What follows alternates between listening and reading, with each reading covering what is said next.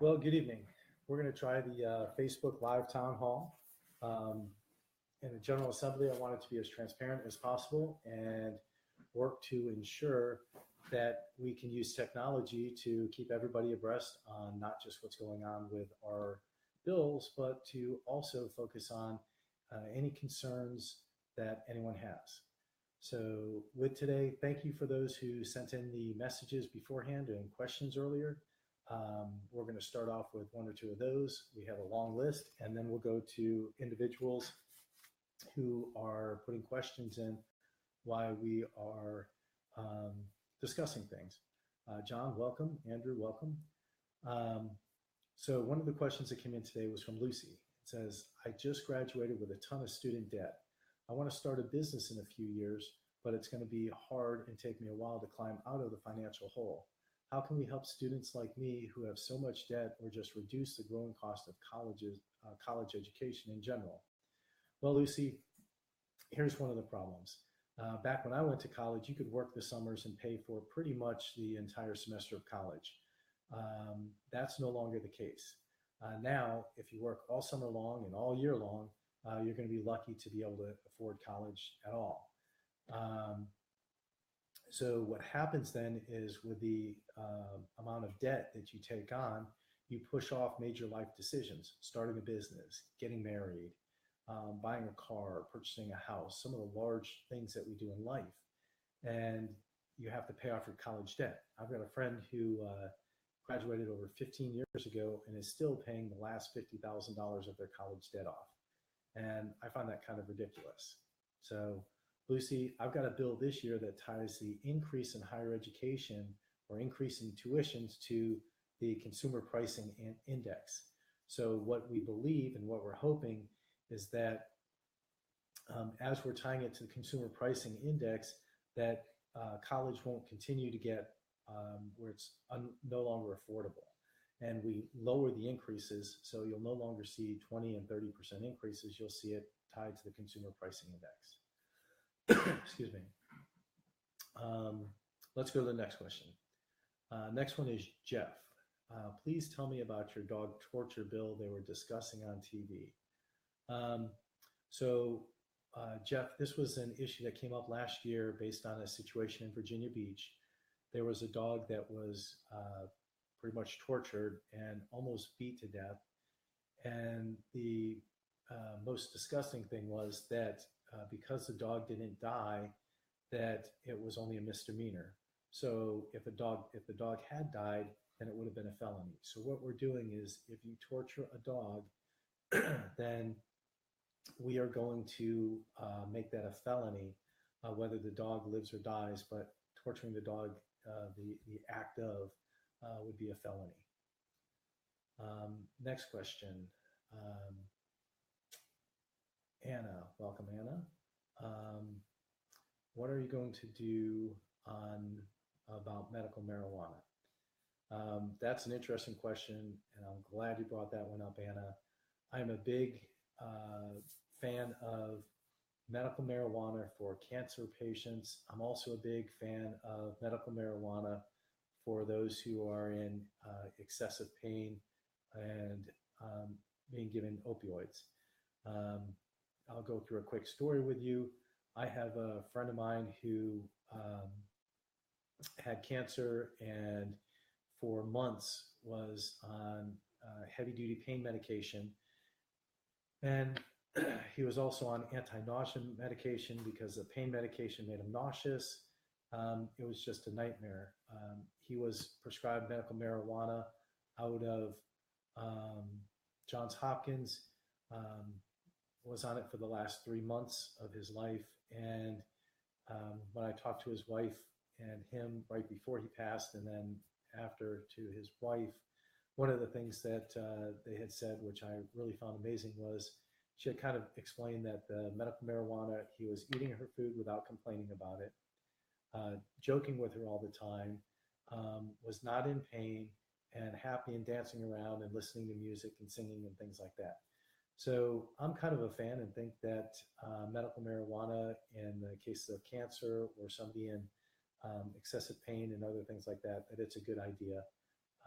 to give it a shot. And again, let the doctors help um, work on that as well. So next question is from Mark. I was scared to learn about the woman who was killed by a dangerous dog a few weeks ago. What steps will you take to make sure this doesn't happen again in the future? Well, that's another bill that we're working on right now.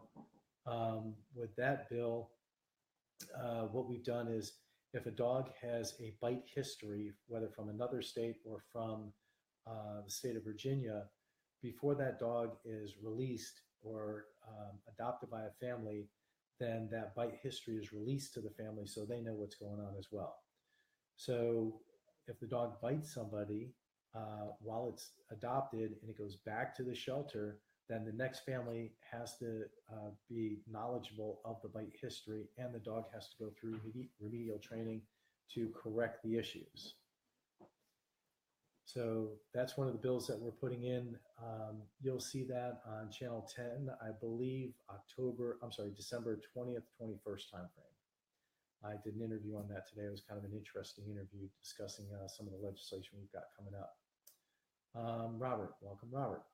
I'm a small business owner. How will the federal tax cut impact me and my family, and what will the General Assembly be doing on the issues of state and local taxes in the upcoming session?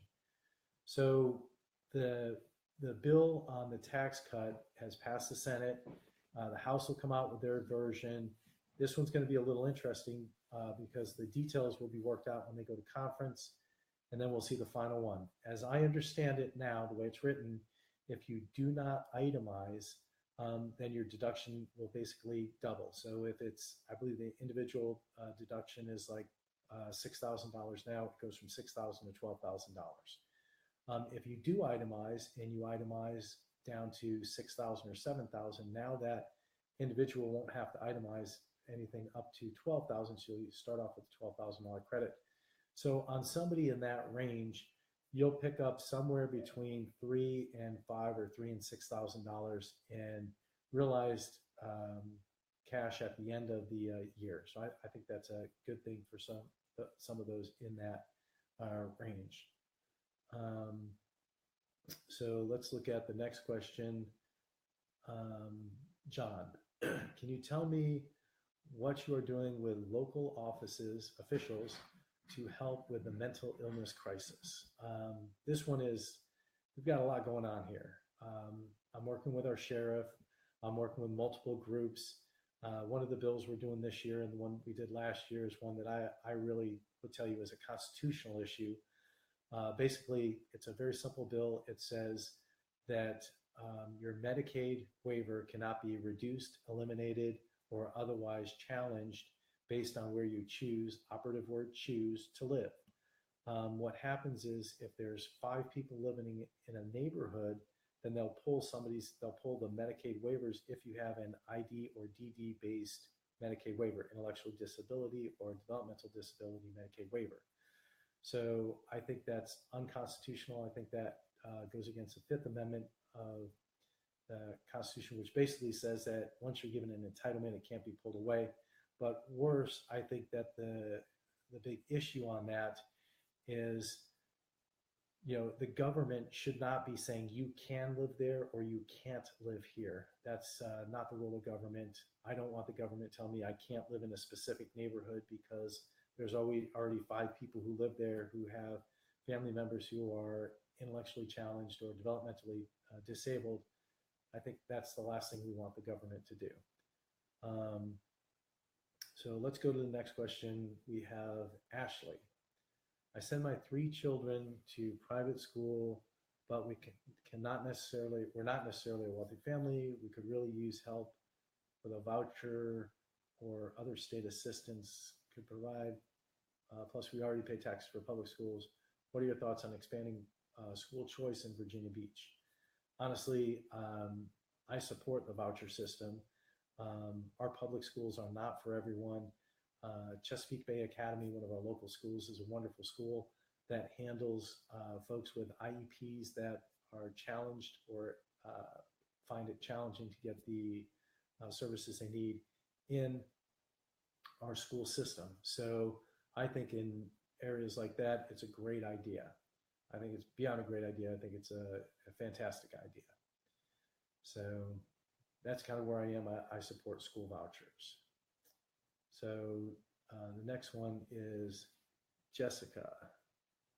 My neighborhood floods during major rainstorms. There's sometimes as much as a foot of water on the roads. What are your ideas of how we can address the issue on stormwater and drainage? I've been working with the city on this, a couple of neighborhoods in the area. We really need to focus on this. We do have a lot of areas in our city that floods. It's turning into a large, really large problem. Whether it's Cape Story, Windsor Woods, and Windsor Woods has been flooding since the 60s in some of the areas. Asheville Park area, Shore Lakes. I know the city's addressing it. I'm working with the city on a few of the areas and on some of the things they're addressing. We're really looking forward to continue working with the city, addressing the issues. Delegate Chris Stolley has a bill on that this year. Delegate Jason Yeros has a bill on this this year. Little differences between the two. I will probably watch what comes out and then support that bill. I think it's another great idea. So that's kind of where I am on the neighborhood flooding issues. So let's go down to Robert. Do you support the proposed reciprocity legislation that would make it legal for me to carry concealed nationwide with a Virginia permit? Absolutely. I supported this last year. I think if you have a Virginia concealed permit, then you should be able to carry in Virginia or any other state, especially if you are going to shoot. And in Virginia, in certain areas in Virginia, you have to drive through North Carolina. Even in Virginia Beach, you have to drive through North Carolina to get back to Virginia Beach. I own one of those pieces of properties. You've got to drive through Chesapeake to get to Virginia Beach in some areas. So we've got to be very, very concerned with that. If you have any questions, please use hashtag DeSteph Town Hall and add your questions there. We really want to make sure that you have the opportunity to ask your questions, get them addressed, and we can, have open, honest discussion on things, whether we're on our town hall meeting here. Also, next Thursday night, we have the physical town hall meeting, the brick and mortar one, at the Princess Anne Rec Center over right off of General Booth Road. Please show up, please come. We're expecting a pretty decent crowd, and I look forward to talking to everybody. Next question. Let's see. The banning of gun bump stocks. That's one that basically turns a regular semi-automatic weapon to almost an automatic weapon. I'm not sure that they're legal in Virginia. If they are legal, I'd be happy to help pass legislation that bans them. We do authorize machine guns in Virginia, but you have to have your federal firearm stamps, and it's a big challenge on that one. So I would support the banning of gun bump stocks, especially since you can buy pre-1986 machine guns and use them. Let's see. Also, just wanted to touch on our constituent services. Ever since I was on city council and then in the House of Delegates and now in the Senate, we've always had strong constituent services, whether it's a question at the local level, state level, or federal level. We coordinate with all three offices at all three levels with our city council, our school board, our local delegates, and at the federal level with our senators and our congressmen. So whatever kind of question or issues you have, we're happy to work with it, and we're happy to provide you, if we can't help you with something, provide you the right direction on which way to go.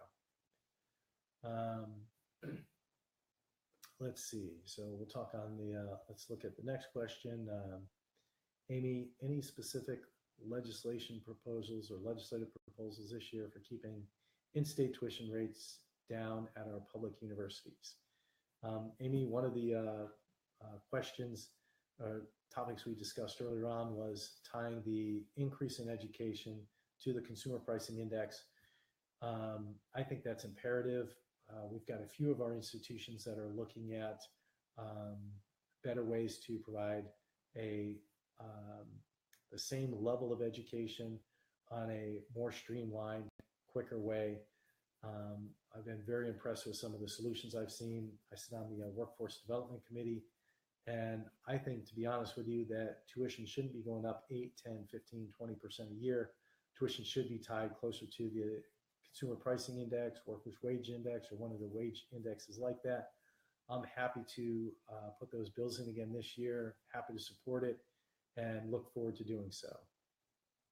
So the next one, we'll address the next issue. Jill, what are you doing to work together as a region to improve all of Hampton Roads? Well, I'm the chairman of the Hampton Roads Caucus. We have all 33 members, both House and Senate, Democrat and Republican, and we work together on issues that affect Hampton Roads. We don't address any social issues. We address issues that are the betterment of all members of Hampton Roads. It's kind of an interesting dynamic in that committee to see all of the Hampton Roads delegation come together on one issue in a bipartisan, bicameral way. And we've got some great representatives out there, both Democrat and Republican, House and the Senate, and everybody's there to do the right thing. Every single person there wants to support Hampton Roads and wants to do everything we can to lift up Hampton Roads to the betterment of everybody. Actually, I apologize. Our town hall is next Tuesday, not Thursday. My mistake. I thought it was Thursday of next week. It's next Tuesday evening at the Princess Anne Rec Center. Next question is from Rebecca. I've heard that in the past that you've been very supportive of passing the ERA. Will you lobby your GOP colleagues and help get it passed this year? I've continually helped support the Equal Rights Amendment. Have a pretty strong record of doing so, and I'll continue to do that.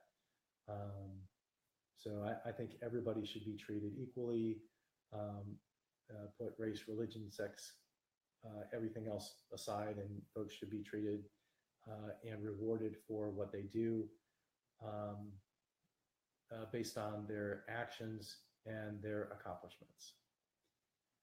Next question is, what will you do, or what steps will you take to introduce legislation to reduce spending at the state level?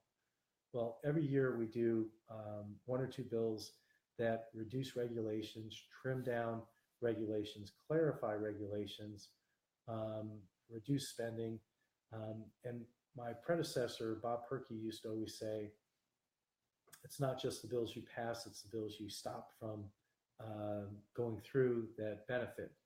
And every year there's thousands and thousands of bills for tax increases and fee increases and things like providing retirement to everybody who volunteers for a city or a jurisdiction. There's a lot of interesting things like that. We want to ensure that we continue to focus on what I always campaigned on, less regulation, less litigation, clarifying our laws, and less taxes.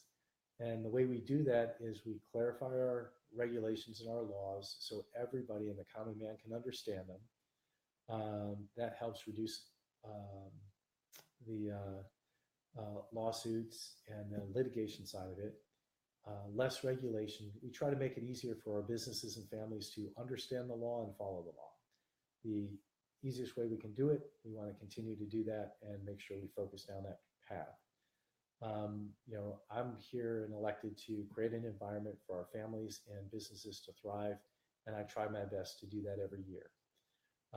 Really look forward to listening to more questions in the future.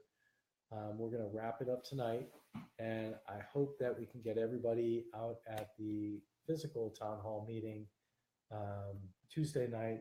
Watch our Facebook, watch everything going on. Certainly appreciate it, and have a wonderful evening.